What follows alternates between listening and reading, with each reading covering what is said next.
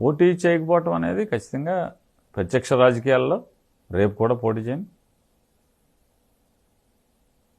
మళ్ళీ యాక్టివ్గా పాలిటిక్స్ ఎందుకు వచ్చామంటే ఖచ్చితంగా జగన్మోహన్ రెడ్డి గారు అంటే ఈ స్థాయిలో ప్రభుత్వం ఇబ్బందికరంలో పరిస్థితిలో పడిపోయి ప్రతిపక్షంలో కూడా నంబర్ లేకపోవటం,